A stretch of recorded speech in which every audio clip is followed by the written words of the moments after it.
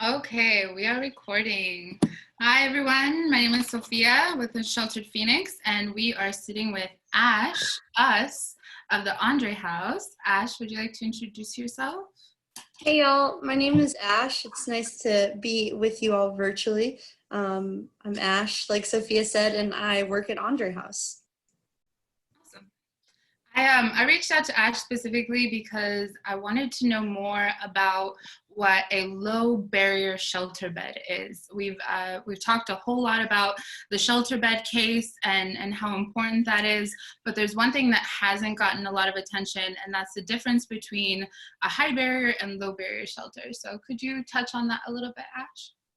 Yeah, that's something that people ask about all the time. The term low barrier, it's a term from the federal government, and it really just explains a type of a way of providing shelter to people, which works really hard to lower the barriers for entry into shelter. And so what that looks like, some places, if you want to go to shelter, you can only have one backpack. That is a barrier for entry, right? Because if you have a lot of stuff, you can't go in.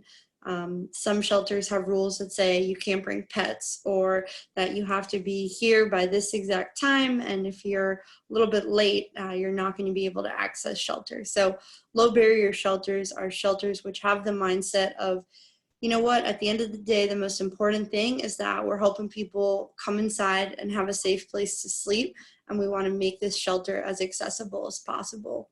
And that's what we're trying to do specifically with the new Andre House shelter that we're proposing. That's amazing. Does this mean that people with a pet would be allowed inside? Yeah, and so even in CAS right now, if you have a service animal, your animal can go in. But obviously there are some barriers in that, right? And having your animal as a designated service animal. So yeah, pets will be able to come on into the shelter. That's really exciting because I've seen so many pets out and about in the zone. So I think that's really Yeah. needed. And then just to clarify, how many beds would it be specifically for Andre House? Yeah, we're asking for 80 to 100 beds for that shelter. A lot of times people ask why we picked that number. The building itself isn't very large. We purchased a building right next to us because we thought that would be really neat to have the people using services at Andre House who are super like engaged and excited to be using services, also to have a place to sleep right next door. And so that the building can't really accommodate much more, but also the people that we're trying to bring into the shelter are a lot of the folks who really have a lot of different needs. So you've probably seen a ton of the same people in your neighborhood and in the zone in certain areas, folks who've been on the streets for a wicked long time. They have a lot of mental health challenges. Maybe they struggle with addiction. Maybe they've got some physical health issues. For all these reasons, helping those folks transition out of homelessness and into housing, it can take a lot longer. And so usually you see programs like that are a little bit smaller. Okay. Also, what is, in your opinion, what would you say is the biggest hindrance right now to the shelter bed increase? Yeah, I would say right now the biggest challenge that we're facing is it's two things. One, we have a lot of immediate neighbors as part of the Madison Pioneer Coalition and some of the other neighborhoods that are really close to Andre House and the campus, who have a lot of frustrations and are really upset about things like trash and blight and people walking through their neighborhoods. And a lot of those folks think that if we add these beds, everything's going to get worse down there, and there'll be like hundreds more people that come on down into their neighborhood and into the zone. And so because of these neighborhood groups and people with really strong feelings and opinions, it's been a roadblock for us in being able to get this moving. And then the other side of that is just the working with the city of Phoenix.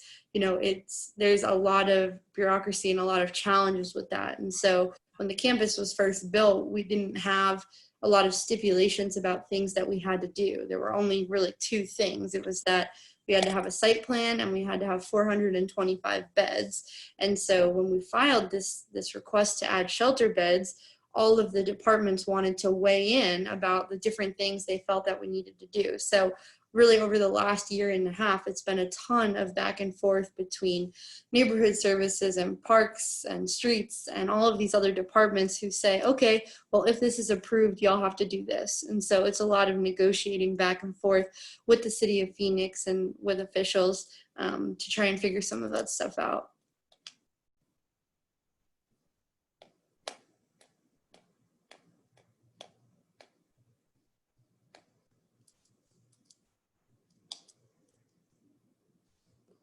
Hey, Sophia, you're muted. Can't hear it. There you go. Yeah, hey.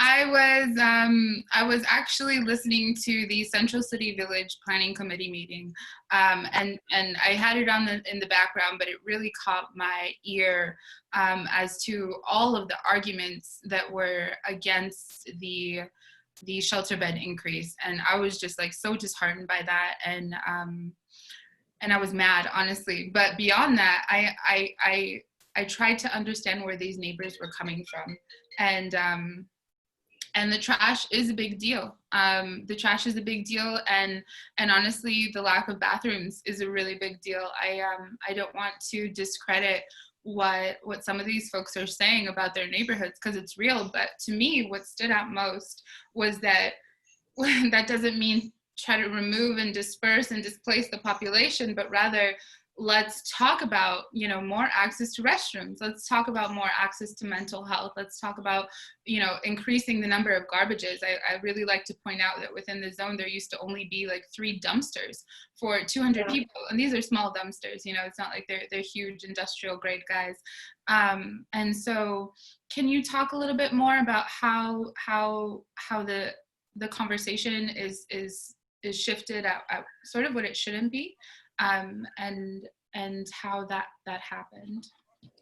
Yeah, we definitely heard those things too. And so even when we first wanted to try and add shelter beds, and we heard all of these folks sharing their frustrations and things that are real, you know, like I remember when I first started working at Andre House, like I lived over there too. And I would just like be going to take out my trash and see people in the alleys, and I'm like, oh dang, okay, I know this person by name. It's really the only difference, but I get a lot of what people were saying because I lived it too, you know. But you know, when we heard those things, it was definitely a moment for us all to be like, we can definitely do more and like do a little bit better to try and meet some of these needs. And so like I was disheartened by the Central City Village meeting too, because I've really taken it pretty seriously over the last 2 years to try and like do something about this stuff. And it's crazy because I think there's just a lot of misunderstanding that happens, like regardless of what people's experiences are. Like it should be less about whose side of things is right and wrong, right? Because what everyone experiences is valid. But when I heard people saying things like we haven't made any effort or we haven't tried, it just really like shook me up because, you know, for almost a year, I was out there twice a week doing this new cleanup program, like really early in the morning, and then working a full day at Andre House to try and figure out like how we can make this program work and how we can make sure that we're picking up trash. And the program is still going. It's like rocking, dude. We haven't had a single day in over a year where we couldn't do it because we didn't have volunteers. And so we've got folks that use the services at Andre House and the campus, and they show up and they help clean up the neighborhood. We got a full-time Vista through AmeriCorps to like manage this whole program and make sure that it lives on forever. And like we're really trying to do all of these different things. And so I too was pretty upset during that hearing and just like hearing people say stuff that really isn't true. And that also like I wholeheartedly believe the more that we can bring people inside, the less of these sorts of problems people are going to have. Like people are using the restroom in the alleys because they don't have one. And if they're in shelter, then they would have a restroom. They would have somewhere to throw out their trash. Yeah. Awesome. Thanks, Ash. I think if there was one thing that you specifically wanted to say to all of these people who are really angry about the potential increase, what would that be? I would say to them that I hear you and I've heard you a lot over the last 2 years. And I said in the beginning, like, I'm personally committed to making sure that these things happen, and that we're not just doing this cleanup program for the zoning case, right? Like, we're doing it forever. I'm committed to that and I value that. But I also like really would ask every person who's complaining about it or voicing a concern just to like take a step back from how frustrating it is to have someone in your alley and try and imagine how frustrating it would be to have to be the person defecating in an alley. Like, take a step back from how inconvenient it is to pick up someone's empty food container and try and realize like what it would be like to only be able to receive food to go and to not have a single place to throw it out. Because if you go into a McDonald's with a backpack and a duffel bag, people will assume that you're homeless and they won't even let you inside to throw out your trash. That is an excellent point. And I think that's something that was really lacking within that specific meeting. On that note, I wanted to know what services are still being provided by Andre House during this time. Yeah, we at Andre House, we had to modify some of what we do, but we're still doing all of the same stuff that we did before the pandemic. So we're open every day. The campus is open every single day. Andre House is closed on Fridays, but the other days of the week, we're providing food and clothing and showers and laundry services for folks. The campus, though, across the street, the shelter, it's open every day. The shelter does not close. People during the day have to leave the building and be on the campus, but there's never a day that the campus shuts its gate and says, yeah, everyone's got to be out and figure something out. That's not how it works. There's no like vacation days or like people who work in homeless services. We work weekends, we work nights, we work holidays. We're still providing all of these services. They just look a little bit different, and we try to add some distance between people so that we can reduce some of the spread of COVID, but we're still doing all the same stuff we did. That's amazing. I get so many people who message the page and they want to be helpful and they want to be taking things down there. And is there things that Andre House specifically provides daily, so that we're not having overlap over what's distributed and what's already available? Yeah, I'm super glad that you asked that because a lot of people don't realize that there are 3 meals a day in the zone. And so, like, food in the zone is not an issue. We have an abundance of food, and actually, like, it kind of messes with things a little bit and creates a ton of additional waste when, like, a big group will come on a Saturday and do a cookout in the middle of the street. And we at Andre House, we plan to cook a certain number of meals.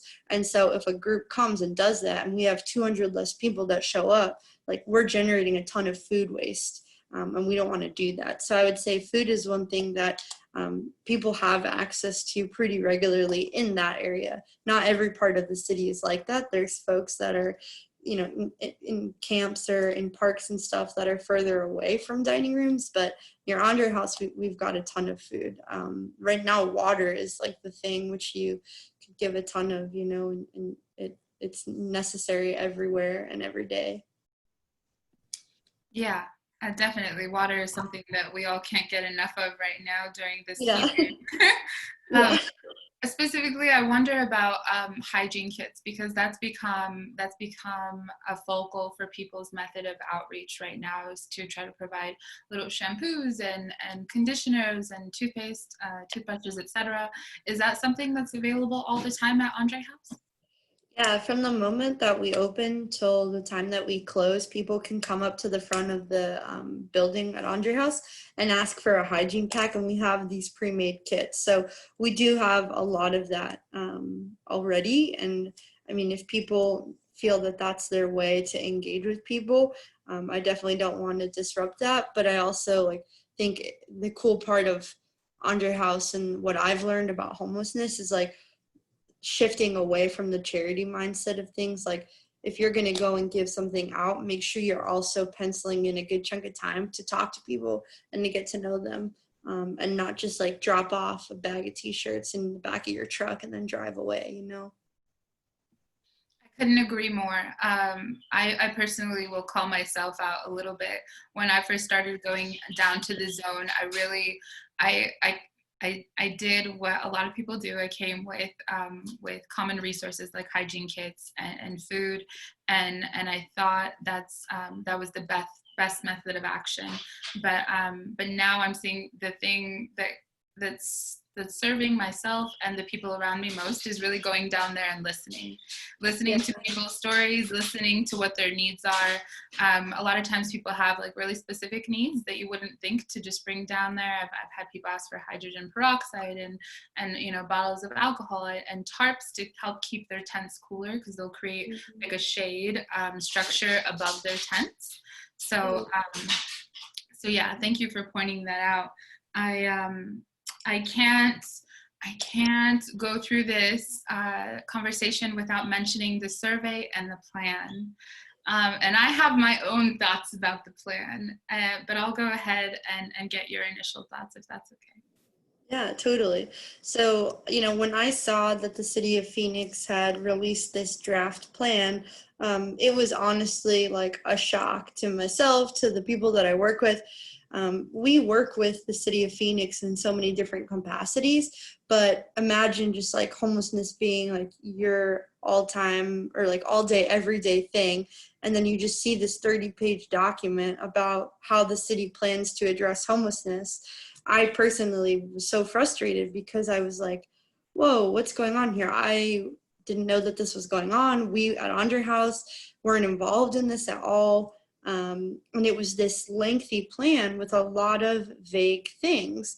And I had a mixed set of emotions because some of the things in that plan are helpful, right? Like some of the things that they're talking about doing could help a lot of people. And so specifically, like there's a part about trying to work with some landlords to prevent evictions, or on a policy level, how do we make sure that we are building enough affordable housing? Or there's like one mental health category and it's like invest in mental health. And I see these things and I'm like, yeah, rad, that's cool. I agree with that. But the most important part, right, is if this is supposed to be a plan, then how do we do those things? Like this to me, when I first read it, was a list of items of things that are probably in their mind a good idea. But there's no clear direction of how do we get to that point or how do we do those things. And then there were the things that I was really worried about when I saw them in this plan. I made recently a point of pointing out how vague the survey was, and the survey was in fact very condensed, but some people thought it was too long. The survey offers these line items, and people think that, oh, I didn't read the plan, there must be more information within the plan itself that I'm not seeing in this survey. And I want to point most recently to the shelter bed portal and the community testimony that resulted in that awareness. If you look to the plan, actually what I'm going to do is I'm going to share my screen.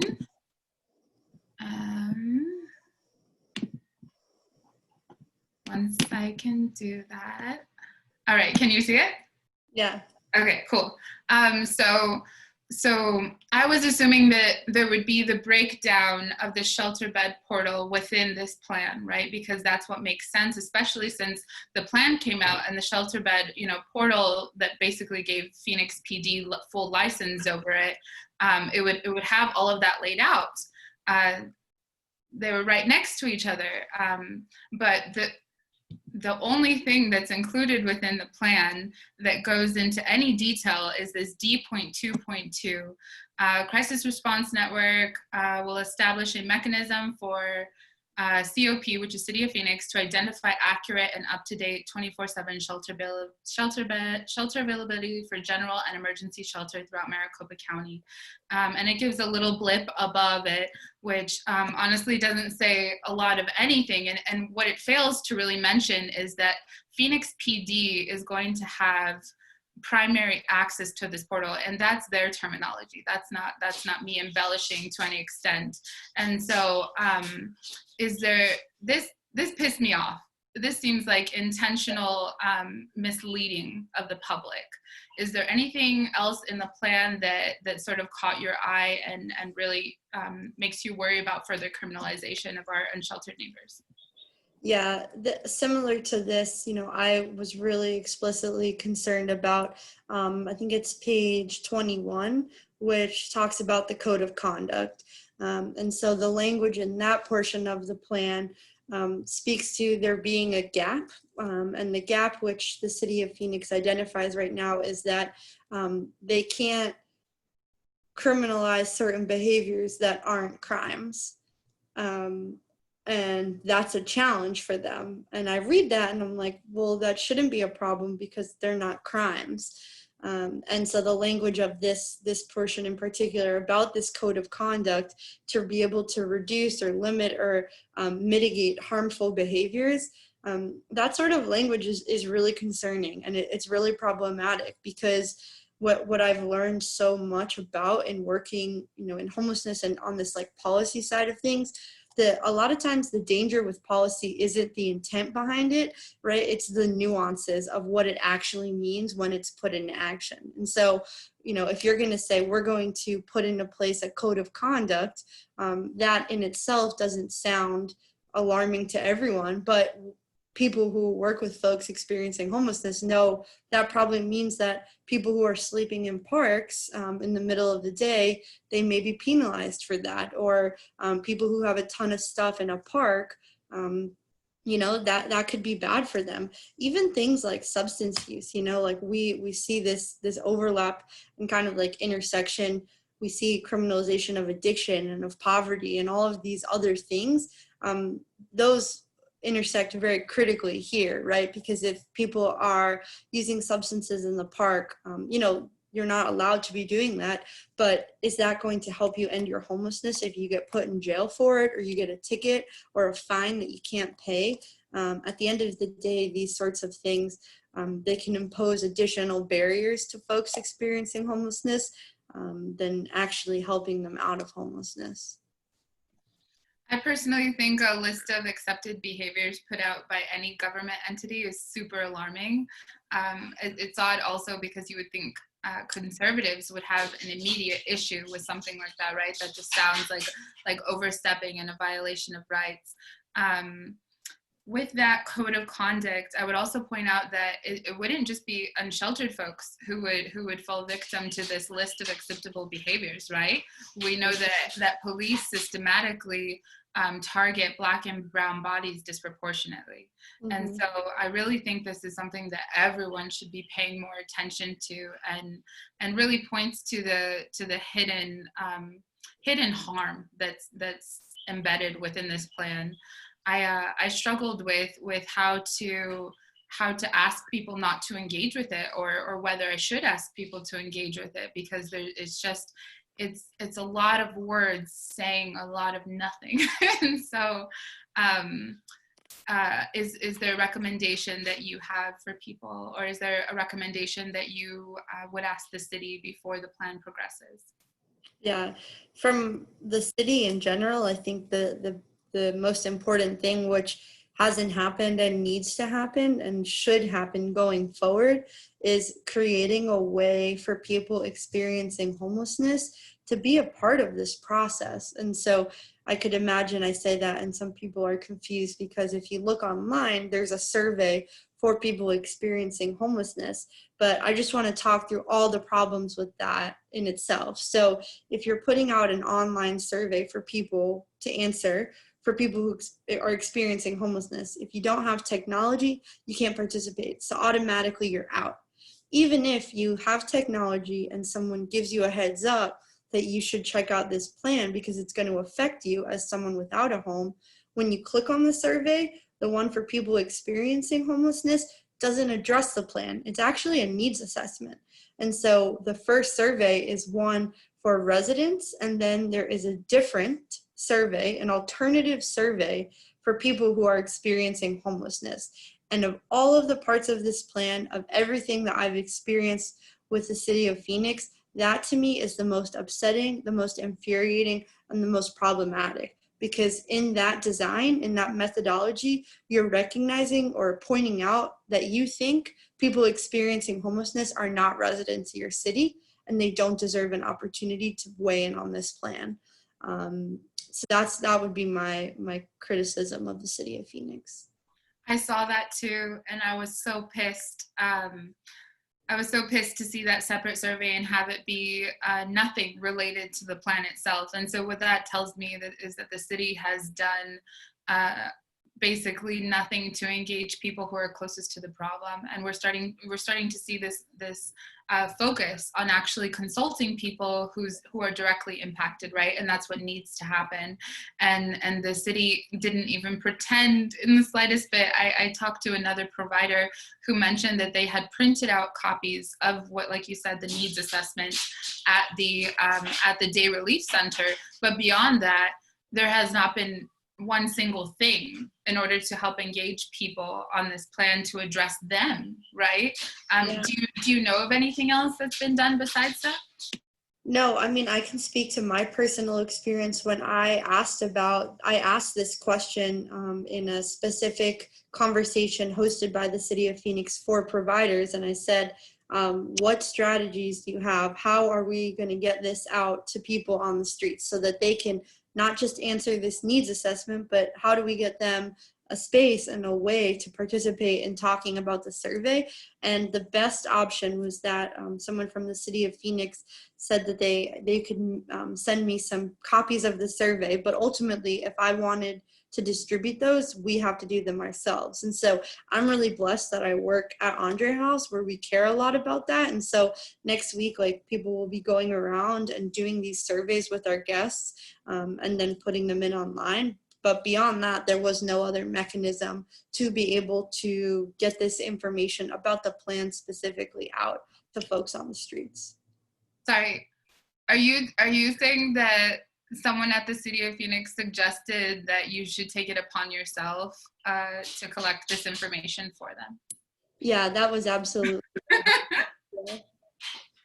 Yeah. And that's unbelievable. Actually, that's completely believable and completely consistent with City of Phoenix and their bullshit. I want to talk a little bit about criminalization, and I think this term has been thrown around a little bit without a specific definition. And so when I say criminalization, I'm specifically relating to the unsheltered population. Is there something that comes to mind? Yes. Man, 3 days ago, I was in the parking lot at Andre House, and a guest that I know very well comes up to me and is holding this white piece of paper, and he goes, "I got ticketed for sitting on a bench." And I was like, "What are you talking about?" And I've heard people talk about this sort of thing happening. We have some awareness within the field of homelessness, like this happens, right? But this was the first time I had actually seen a ticket. And I look at the ticket, and it has my friend's name on it. And his offense, it was an offense. He was laying on a bench. And an officer approached him and said, "You can't be here." And the bench had an overhang, so that was why he was there, because it's hot, and he was trying to be in the shade.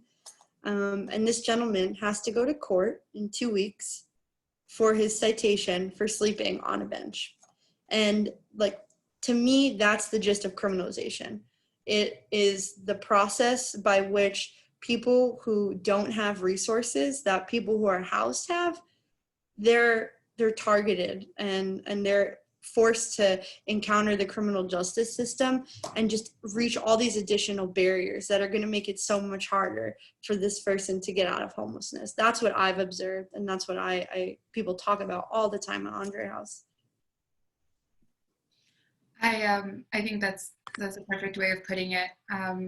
Criminalization to me is making something illegal that does no harm, and that actually, I should rephrase that doesn't harm the community, but the act in itself of making someone a criminal and doing things like ticketing them and fining them, that is so harmful and really so incredibly counterproductive to helping people get on their feet, right? Because ultimately, Yeah. that's the goal, right? Is to help people help themselves. And when we do things, or I should say, when the city of Phoenix does things like you know, put in these little clauses of converting all of the shelter, or all of the bus benches, to individual chairs. I was so sidetrack. I was so happy that you all pointed that out, because I had read the plan myself and I didn't even catch that. And I worry about what other little creeping things are in there. But to ticket someone for being on a bus bench on a hot day is a new level, I think, of ridiculous.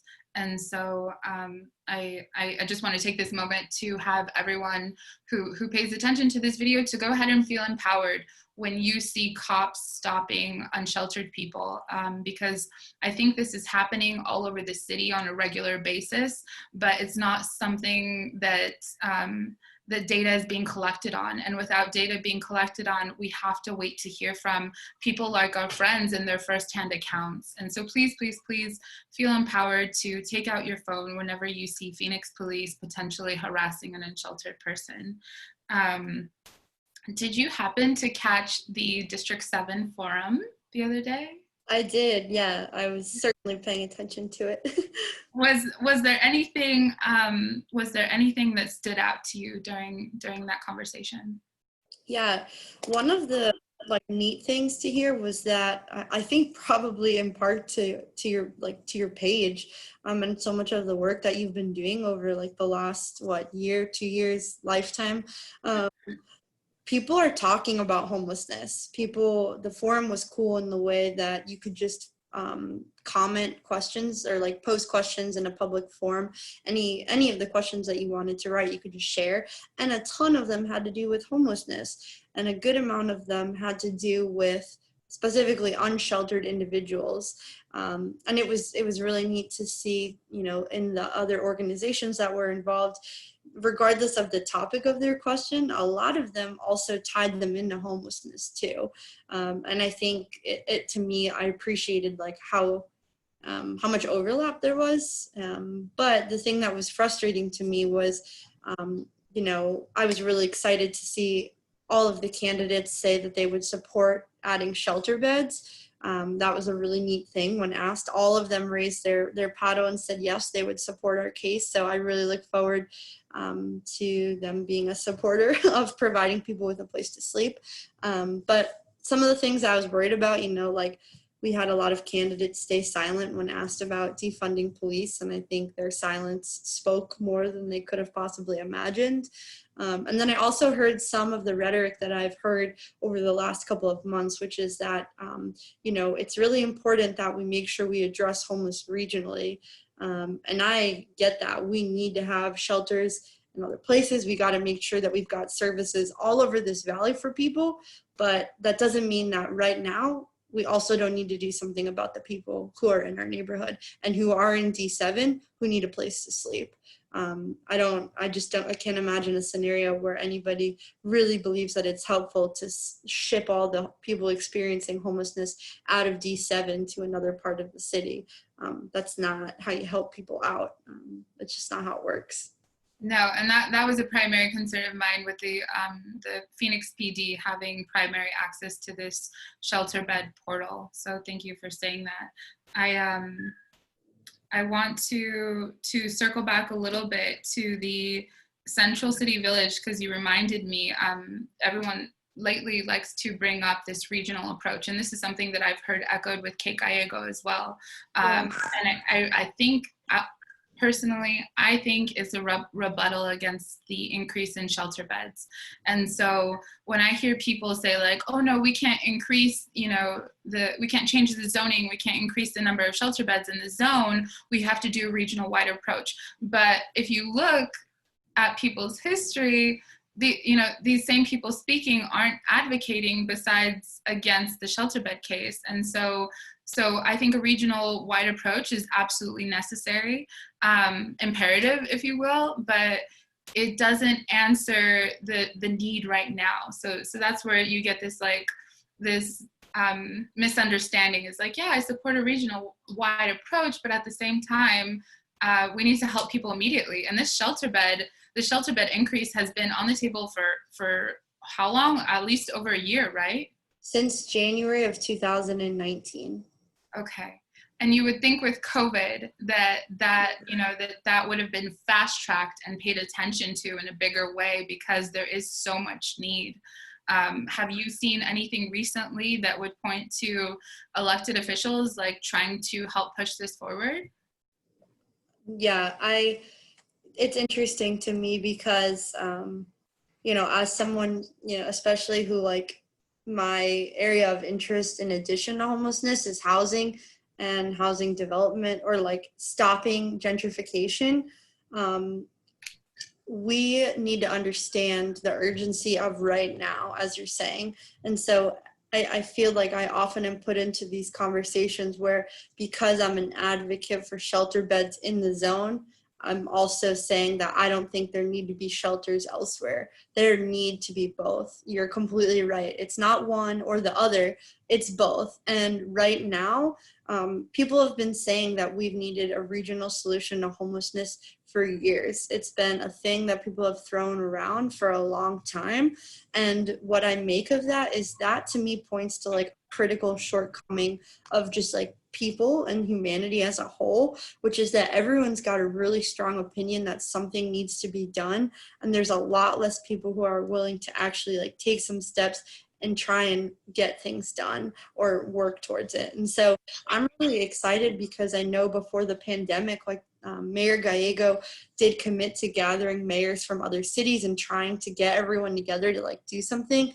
But then the pandemic happens and it becomes not as much of a priority to people.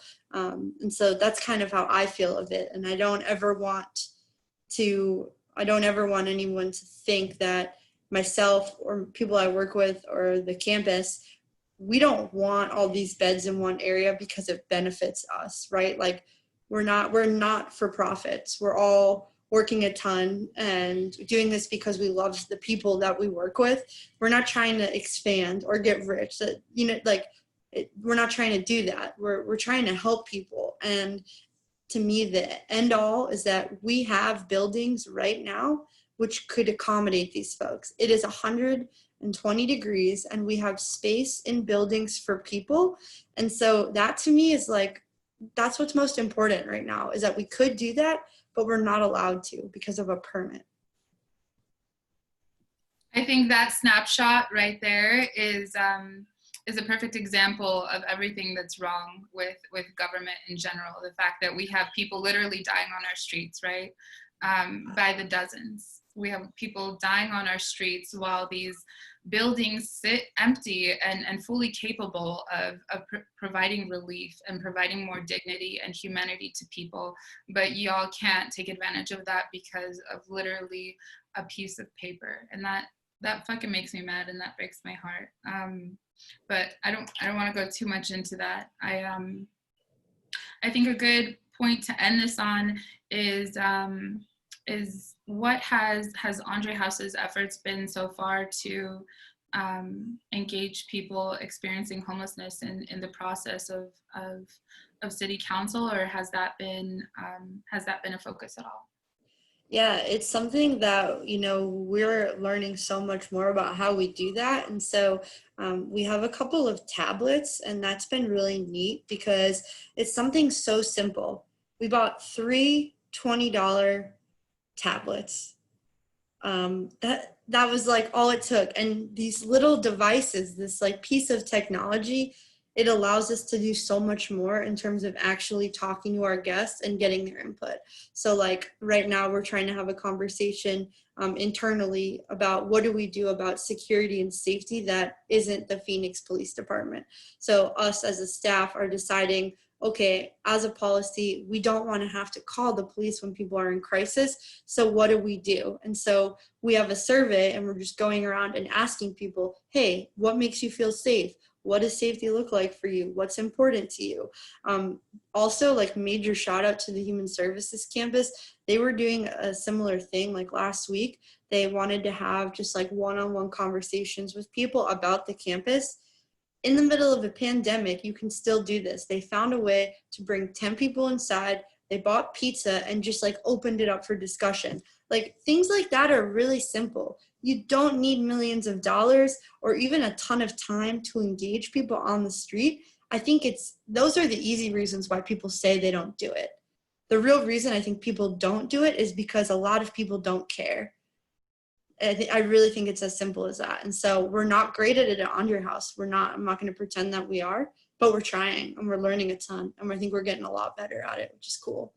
No, that's amazing. And I love that you bring up that dollar amount of each tablet, because I think the city's primary response when we start to call them out will be something like money and how they need to increase resources for these efforts, when really it can be done pretty simply if you just decide that that's what a focus of yours is. And like I said, once again, they didn't do anything in order to engage people on this survey about what they're experiencing. And so I personally have asked people to fill out the survey with some intentional questions. It's all on the page, or I should say intentional answers, asking city council and asking the Human Services Division of the City of Phoenix to postpone this public comment in order to actually gain perspectives from people experiencing homelessness, because you're doing a little bit, and I imagine, the Human Services campus is doing a little bit, but the fact that the City of Phoenix has done nothing is really, really inexcusable. And I just want to thank you for your work. Is there anything that stands out that people could potentially donate in order to help your efforts? Well, thanks for having me. I really appreciate it. I'm really grateful for you and for all the people who follow the page and who have taken an interest. It's been really awesome to see how many people do care. It helps me kind of get through the day, a lot of days. And I still stand by like what I said earlier. It's not about money for us. Money is helpful, right? Like you can do things with money, but the thing that people can give is like the attention and like the awareness. That to me is like the most important thing that you could possibly do, because I see all day, every day, how people and systems and procedure and all of these different things like strive to make people without a home pushed away and unseen. And so like we've got to see them, like that's the goal. Like that's the task. It's really that. Okay, awesome. Thank you so much, Ash. I really, really appreciate your time.